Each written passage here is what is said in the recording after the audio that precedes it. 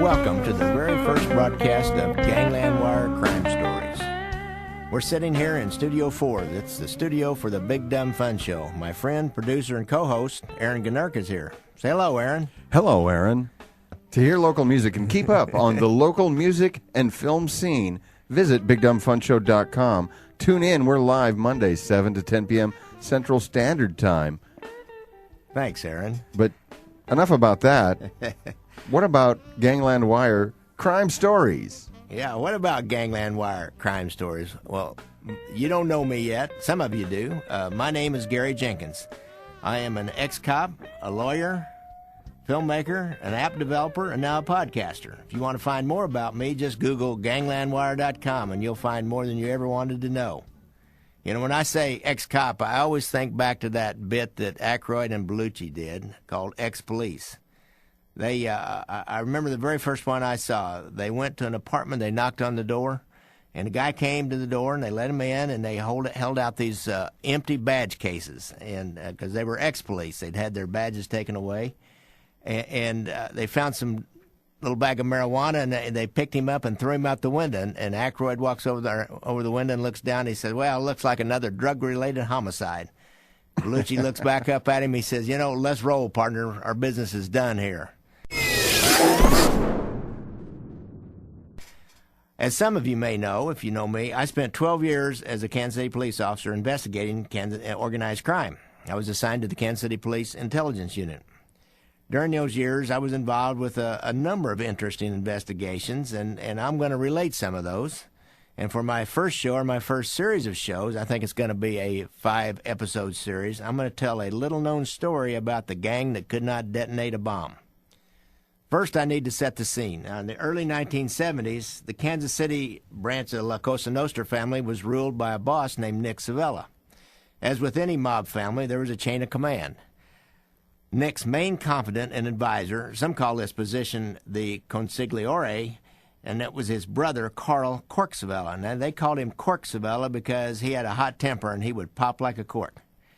Any mob family always has an underboss, and the underboss is the guy that takes care of day-to-day business on the street, and the underboss insulates the main boss, or in this case Nick Savella, from mob associates or other non-made members and anybody else deemed not trustworthy that they do business with.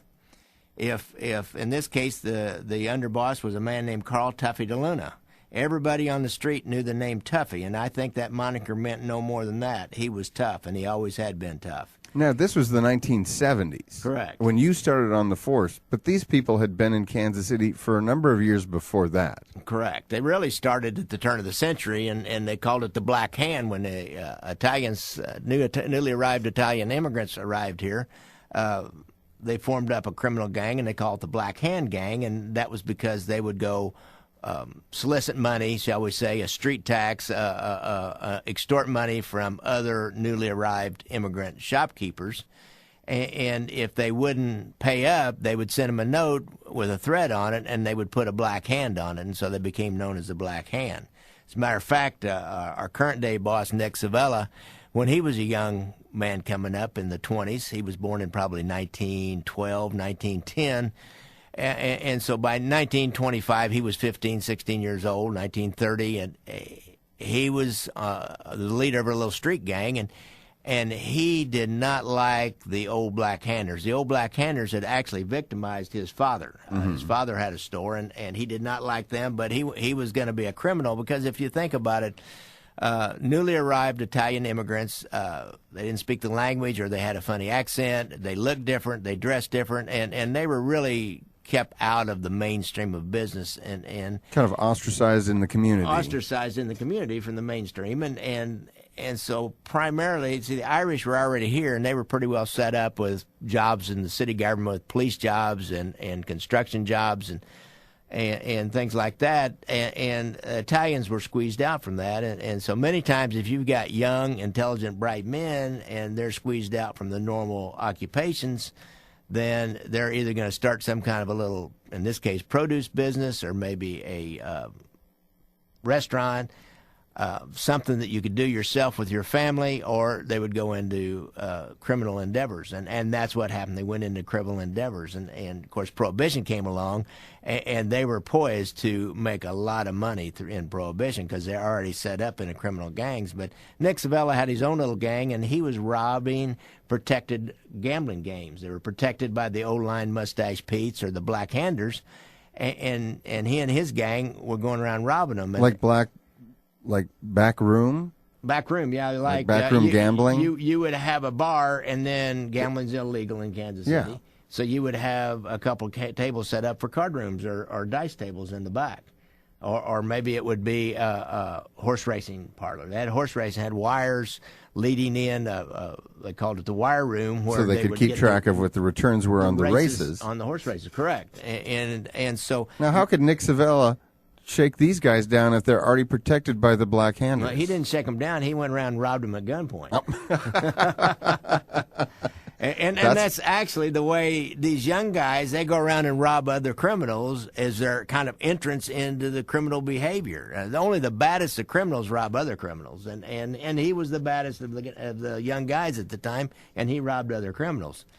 So that was his entree, and he actually had to leave town and went to Chicago. They killed a friend of his, and so he left town and went to Chicago and laid low for a while. Did his brother Cork, was he involved? You know, that's interesting. That's a good question. Cork is not really mentioned in any of the documents that I could find during this time. He had to be involved with that, but he laid low, and he did not become a target. He didn't run off to Chicago. Nick had to run to Chicago after they tried to kill him, and they killed a guy named Buggy Ants, who was his main guy robbing these games.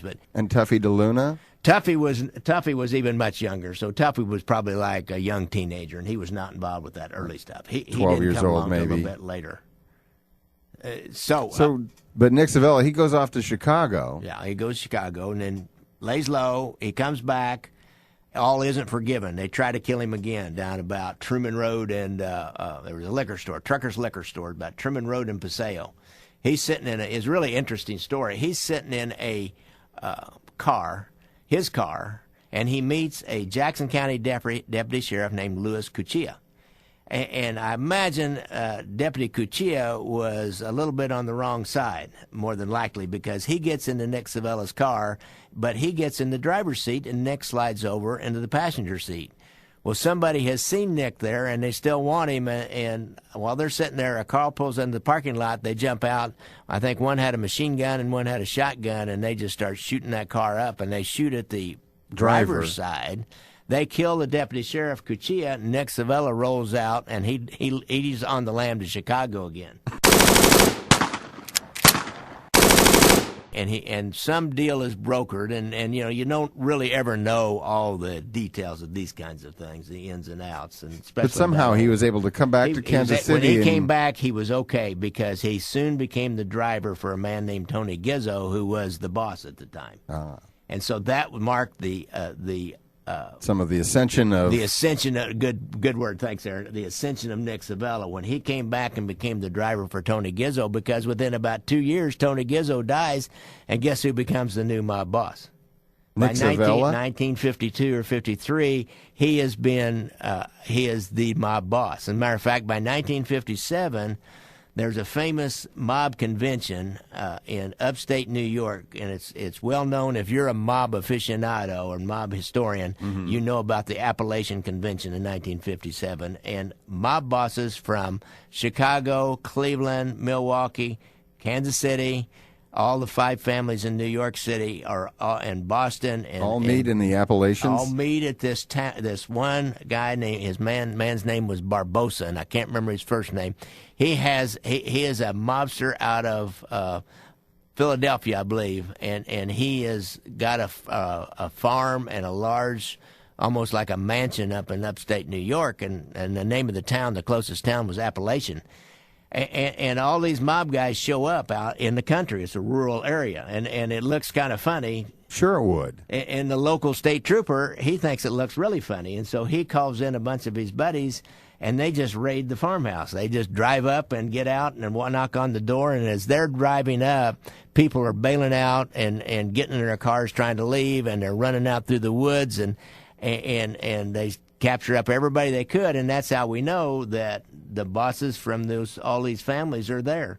And Nick Savella, but they all are released eventually. They didn't spend time. They had to just release. They just busted up the meeting. Right. They just identified them. It was a great piece of intelligence for law enforcement, because that was the first time we really knew that they were all coordinating with each other across the whole United States. All these different cities. All these different cities knew each other, and they were coordinating. And Nick Savella, he was there in 1957 as the boss of Kansas City. And so that's the date we know that he had been the boss for a while, but we know for sure that he is actually now officially the boss in 1957, as recognized by all the other families. Right, and that's important to be recognized by the other families, because at this point in time, we're much more mobile, and we've got telephones, and we communicate. Post-war, a lot of stuff going on. Connection there. He had his own hooks into the Teamsters Union in Kansas City, and Chicago had their hooks in the Teamsters Union in Chicago. Cleveland had their hooks in Cleveland. Milwaukee had their hooks in Cleveland, and they all are going to work together, and that becomes more important later on. But not really for this story. We haven't even gotten to the story. You're almost just 9 minutes of just setting up the fact that here's Nick Savella. Here's Nick Savella, and here you are, an intelligence unit officer. Right. Thrown in the middle of a story that's really already going on. It's been going on since the turn of the century, basically. Yeah. And they're pretty well ensconced. This was the peak of their financial power, I would say, in the 1970s, because of the Teamsters Union connection and because of the connection to Las Vegas casinos. They were getting a lot of money out of the casinos. But let's go on with this story. During this time, in the late 60s, or I think it was 1970 maybe, I came on the police department in 71, and I think Nick was already killed. Nick Sparrow. There's a set of brothers. Their last name is Spiro, S-P-E-R-O. And the oldest brother is Nick. And he is what we call a mob associate. He wasn't a made guy. But he was connected to the mob, and if you're an associate, if you know Henry Hill, or if you know Goodfellas, those guys, Jimmy the Gent, and those guys were all mob associates. They were professional criminals, but they were protected by the mob. Well, Nick Sparrow was a professional criminal, and he was protected by the local mob. But what that meant, if he did any crime and made money, then he had to give Nick Savella a little piece of the action. They call it wet their beak. Let me wet my beak in this. Yeah. They have to give him a little piece of the action. In return, they get some political protection. They get some protection if they end up in court, if they end up in jail, if they get protection from other criminals. Protection from other criminals. Because there were other people that were probably trying to move up in the crime scene. Right. And Nick is trying to move up. Well, that was Nick's downfall. Nick Sparrow was trying to move up. I get all these Nicks. There's Nick Savella, who's the boss, and there's Nick Sparrow, who is the upstart or the young Turk, and he's trying to move up. And he also is creating a lot of disruption. They're kind of staid. And Nick Sparrow was dressing. This was the 70s. Nick Sparrow was wearing loud clothes, bell-bottom pants, let his hair grow out long. And he was loud and brash and anyhow and kind of obnoxious, and they got him a good job at Yellow Freight with the Teamsters Union, and a kind of a no-show job, and also put him in with truck driving people so he could set up loads to be ripped off out on the highway, get that inside information, and he also had some action going. He had some narcotics connection up in it was another state, I think it was Iowa, and he wasn't supposed to deal in narcotics anyhow. That was part of the Appalachian deal, was we don't mess with narcotics because there's too many flaky people involved, and there's too draconian sentences, and it makes people into snitches. And also, the public do not like narcotics, and it dirties us up too much, and we need our political contacts. We need to be able to make political donations to judges and make political donations to city council members. And it's all right to rob a Yellow Freight. Right, but it's not okay to sell some smack on the street. Correct. That's true. And Nick Sparrow was. And that's true today. I mean, how many people have you ever known that bought something that fell off the back of the truck and everybody laughs because it was taken from somebody's truck? It didn't actually fall. Right. But those little corruptions. A lot of people in this city have bought Tiger records from Tiger's Records for a half price. They were all shoplifted records. I mean, we all have our little corruptions, but narcotics, being dabbling in narcotics, is too much corruption. Mm-hmm. So, but Nick Sparrow, not although he was an associate, was not a made member. No, he was not a made guy. He would not have been doing those narcotics if he'd been a made guy. But he was too loud and brash and too ambitious to ever be a made guy anyhow. Nick was killed, and it was a typical mob killing. Several shots to the head, stick him in his trunk of his car, and leave him in a side street up north of the river.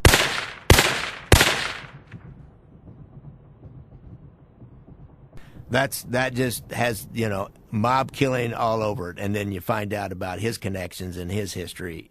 He's killed by the mob. Now, when they found the car just was in a vacant lot. Yeah, it's just on a side street. Just sitting there. Like 4 o'clock in the morning, just sitting there. No one heard any shots. No one saw the car get pulled up there. Now, they probably wiped it clean of fingerprints. Yeah, they probably were careful about fingerprints, and this is long before DNA and modern criminal techniques of gathering evidence. And probably what they did is they got a couple of guys in the car that he trusted with him, and one of them probably got in the back seat, or it might have been on just a passenger, and killed him right there in the car. That becomes a crime scene.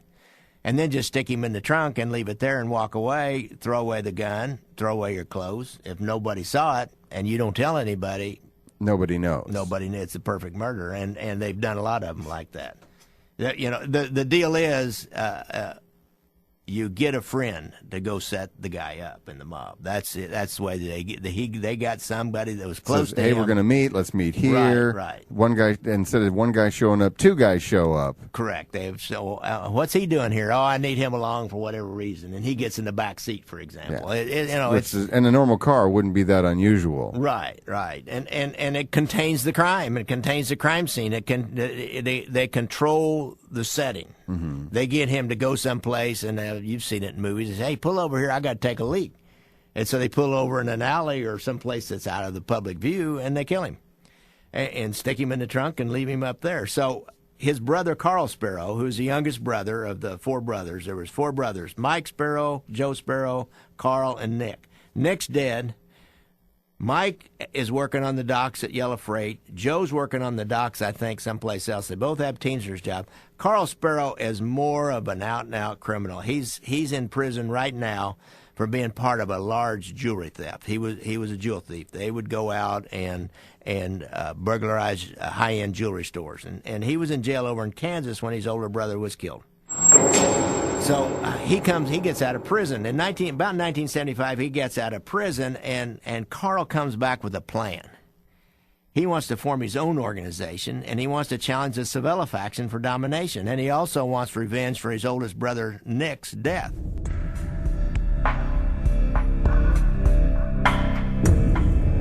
Carl ends up in a used car lot about Gregory and Troost out there as kind of a place to meet, and he needs a guy, a really, really tough guy.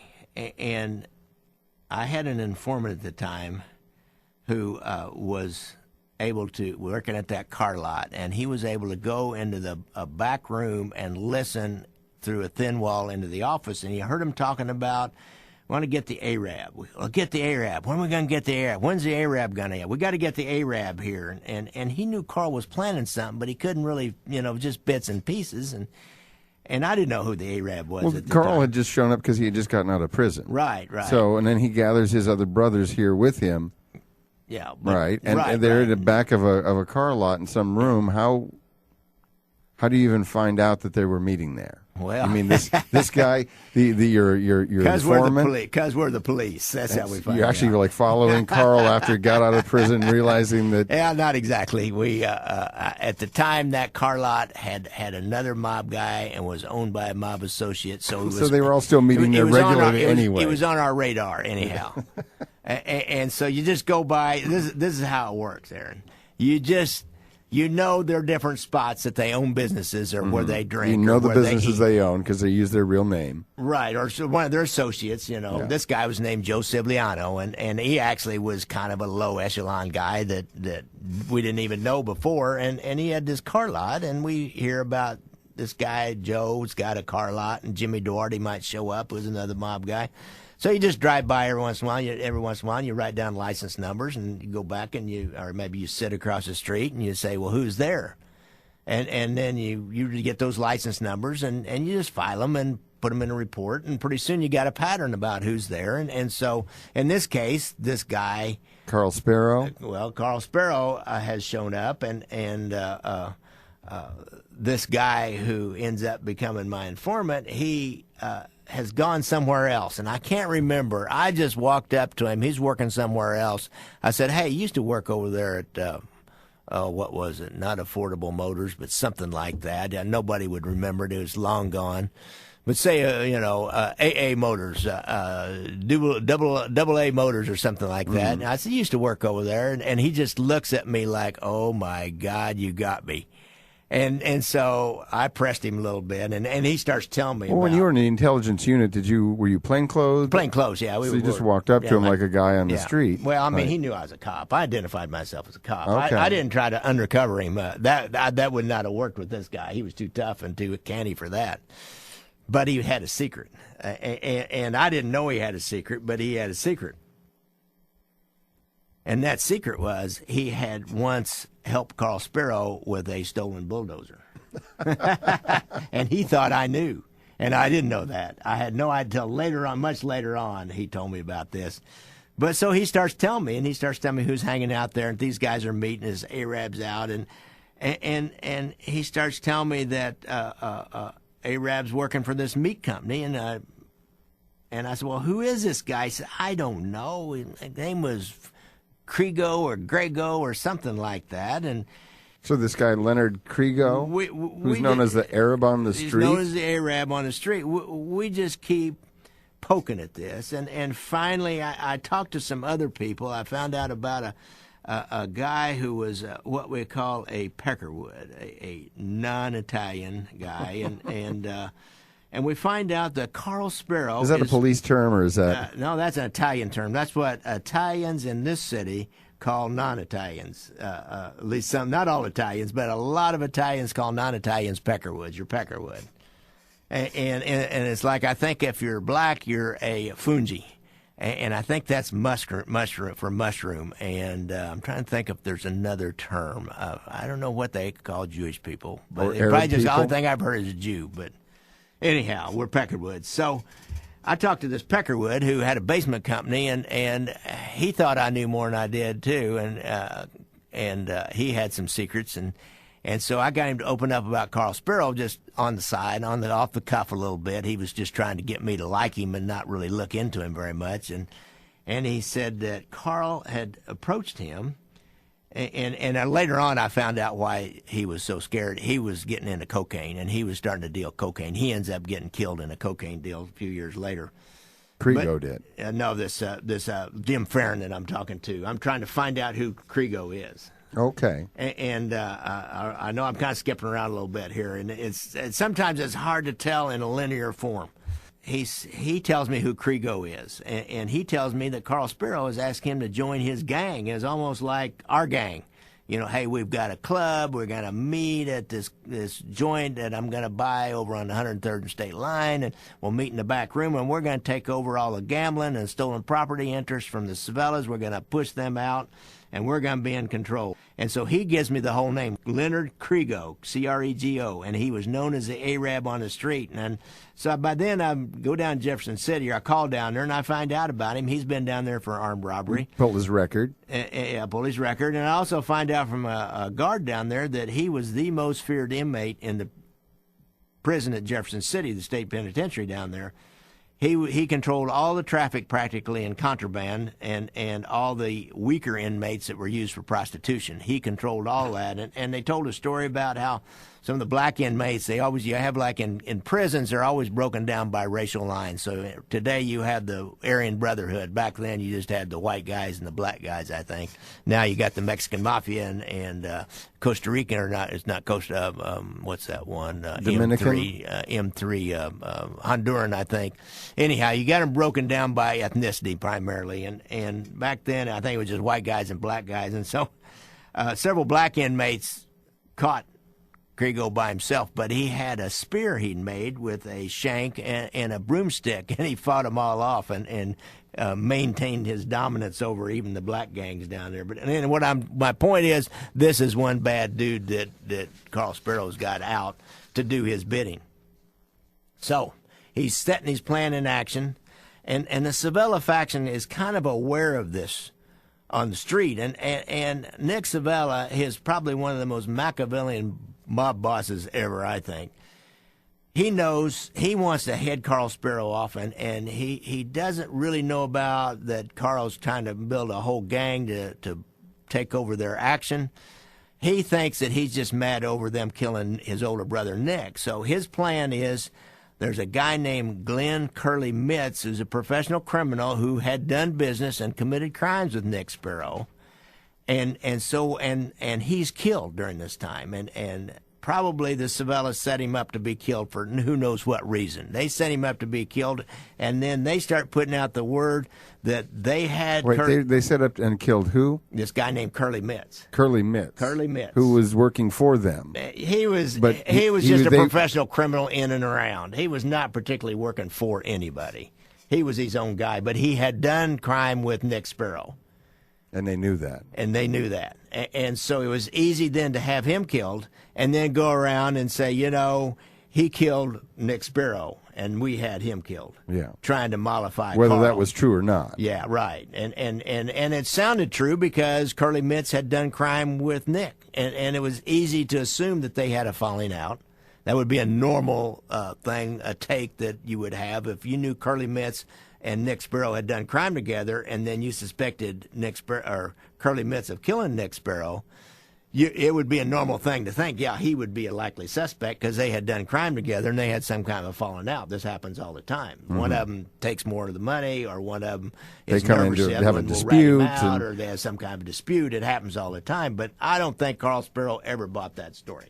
But the Nick Civella had that put out, and that was quite a plot to try to mollify, shall we say, or push Carl Sparrow out of being angry at him and put the blame on this guy named Curly Mitz. Yeah, who's now dead. Who's now dead, yeah. Life is a little bit cheap in that subculture, if you hadn't realized. Now, but Carl Sparrow, he did not necessarily believe this, and he still had his own plans to take things over. He had his own plan. It was already going. It was much more than revenge on his brother. Now, the first blow we know that was struck by Carl at Nick Civella and Civella faction was a robbery of a man named Al Brandemeyer. Nick Civella was partners with Al Brandemeyer in what was the B&C Meat Company, or the Brandemeyer and Civella Meat Company. It was just a small meat company, and they'd get insides of beef and cut it up and sell it out to restaurants and to the public, and it was over here on the east side. But it was also a front for a sports book operation for the Civellas, and Al Brandemeyer was a bookie, and really the main source of income outside of a casino scam, which was really just getting formed up to get started right then, was sportsbook. There was a huge amount of money going down on the Chiefs and all especially the NFL, and the mob controlled all that in Kansas City. They controlled it all in Chicago and Cleveland and all the major cities. They controlled the different mob families. Different mob families. Yeah, but here in Kansas City, the Civella controlled the sports book. You did not make book without somehow being in business with the Civella family. But did they do book out of the back of B&C Meats? Well, you don't really have to do book out of back anywhere. As long as you got a telephone and people can contact you. He might have been there. He might have gone to a bar and seen some of his people, and Al Brandemeyer was like the next step up. He probably didn't go out and deal with individual bettors. He probably just dealt with bankrolled the other bookies and held the money and paid off and looked at the books. And if they were out of balance, they would try to lay off to Chicago or to another city. Mm-hmm. You see, a mob does not gamble. When they run a sports booking operation, they don't gamble. They take money either way. They take it on both sides, and they try to keep it equal on both sides, and they take 10%, what they call VIG, from the loser. And that's their money. And so a guy like this, he would deal with the bookies, and he would insulate Nick Savella or Corky or Tuffy from these bookies, because these bookies were not made guys, and bookies could be turned. Bookies can rat you out. Bookies are likely to do that because they are not the toughest guys in the world. They're bookies. Well, they may have a gambling problem of their own. They may have their gambling problem of their own, but mainly and many of them do. I got the trash from a bookie once, a Kansas City bookie, and I figured out from all his old betting slips, I was able to decipher them, and he had lost about, like, I don't know, and he wasn't a rich guy. He'd lost $5,000-$6,000 just in the last 2 weeks. So I approached him. Just on his own. And I approached him, and I told him, and he's like, oh, my God. And it was about a month later. I was trying to turn him as a source, and he was really considering it. And about a month later, he lived not too far from me, and I ran into him at the grocery store. I had my kids with me, I think. And, hey, how you doing, Pat? Hey, I'm doing okay. And he said, I know what you did. I said, what do you mean? He said, you got my trash. You went through my trash, didn't you? I said, yeah, I don't know what you're talking about, but that's what I'd done. I got all his betting slips out of his trash. And he figured it out. He figured it out. So anyhow, he never really worked out, and I didn't have enough to really charge him with anything anyhow. So that's just a little side story. But anyhow, this first blow struck by Carl Spiro and Nick Savella, he sends the Arab over to rob Al Brandenmeyer. So Al Brandenmeyer has about $10,000 in cash one evening, and a guy walks in with two guns. And he holds him up. He takes the money. Brandenmeyer has a Cadillac that's sitting in the parking lot of the BNC Meat Company, and it's evening. It's like 5 o'clock or so, and not many people around, and it may have even been, it was dark out, I believe. He puts him in the trunk of the car, and he sends a message. And this is written in the police report. I read it. He said, Al Brandenmeyer gets in the car, and the spare tire is just laying out, and he is already smart enough, for some reason, he crawls in behind it. And this guy standing outside with two guns starts firing both guns into the trunk and saying, you tell that fucking Nick Savella that the Arab is back in town. And Al Brandenmeyer lives. He's not even hit. He's gotten behind the spare tire, and he's not even hit. Maybe he's familiar with the whole putting someone in the trunk thing. I think that might have been a surprise, but he probably got pretty nervous when a guy like the Arab put him in the trunk. I don't know how big Al Brandenmeyer is, but how do you fit behind just a single spare? Well, I don't know. It's a Cadillac. It was a 70s Cadillac. Those were big cars. Man. And if you ever saw Leonard Crago, you would know he was scared. That guy, I interviewed that guy in jail, and he had eyes that were just dead. They just looked right through you. It was like you were, if he wanted to just crush you and crush the life out of you, he was physically big enough and strong enough to do it, and he wouldn't care. Leonard Crago? Yeah, he was bad. Oh.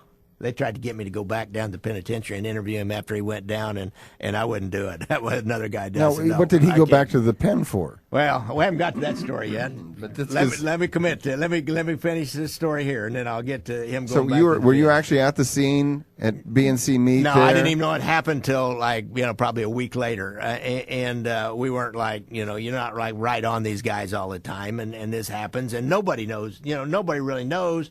Street policeman comes out, takes a report, writes all this down, files it, goes down to the detectives. They look at it and say, I wonder who this was, and throw it in the pile. Because they don't know who so many reports. Yeah, so many reports, and they don't have any idea who the Arab is. Now, today, there's a lot more sophisticated, and they might look through the moniker file and all that, and they might find some. But in 75... But at the time, it's just paper reports and files and folders. Right, and they knew enough to know that Brandenmeyer was a bookie, and he was a criminal, too. And so it's not high on their priority. It's high on intelligence unit's priority. Well, it was BNC Meats. BNC Meats with Brandenmeyer and Savella. Yeah, so wouldn't you... They knew that. They knew he was a bookie. They knew it was a mob deal. Yeah. But they didn't care. They didn't care? They got murders. Are you talking about the street police? The street police don't take know. the report. They don't even know. Like when the call comes in. They don't know. And he probably didn't even mention the name Savella. He just said the BNC Meat Company anyhow. And the detectives probably kind of knew, but it was just another mob deal and was not going to be solved. They never solve a mob crime, and so they just go on. But so Leonard Crago takes $10,000 from him? Right, $10,000. And by then, on the street, they know who the Arab is, and it didn't take them long, the Savellas, to figure out that he's connected up to Carl Spiro. And not only about the same time, there's a Spiro associate named Johnny Brocado, and he's kidnapped and tortured.